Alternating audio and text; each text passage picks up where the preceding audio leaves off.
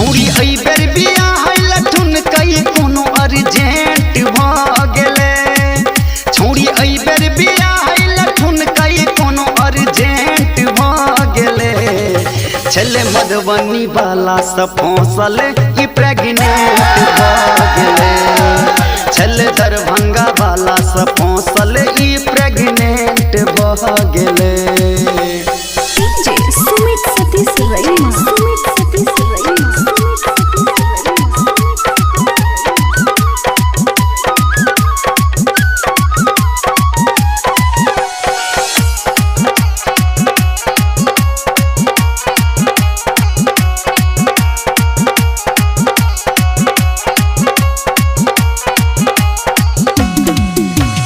देखै में छलै सुंदर ई कन्या, पातर नै छै नै मोटाल छै।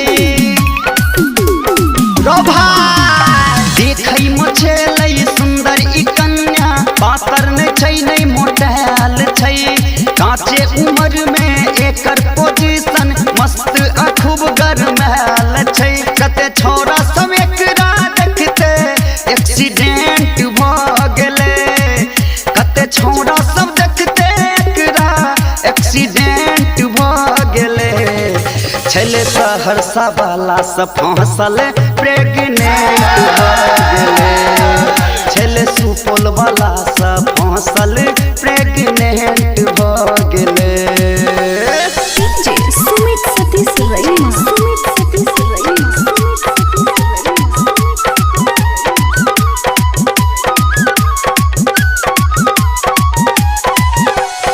अभी आप सुन रहे हैं झंझारपुर से मिथिला रिकॉर्डिंग स्टूडियो की शानदार प्रस्तुति।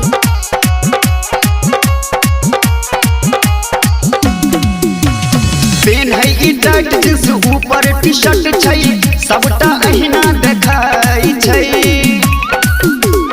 बुझाली रे भाई पेन है ई टाइट जींस ऊपर टी शर्ट छै, सबटा अहिना देखाई छै। केहन बेशरम ई छौरी छै भाई रौ, राजू से हो शर्माई छै। कहे छोटू ई छौरी 3 महीना का पेशेंट भ गेले। कहे छोटू ई छौरी 3 महीना का पेशेंट भ गेले। छले लाल दुलरुआ से फौसल प्रेग्नेंट भ गेले। छले छौरा की सुंजी से फौसल प्रेग्नेंट भ गेले। छौरी अई बेर बियाह लठुन कई कोनो अर्जेंट भ गेले।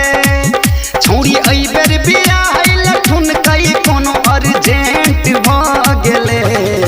छले मधुबनी वाला से फौसल ई प्रेग्नेंट भ गेले। छले दरभंगा वाला से फौसल ई प्रेग्नेंट भ गेले।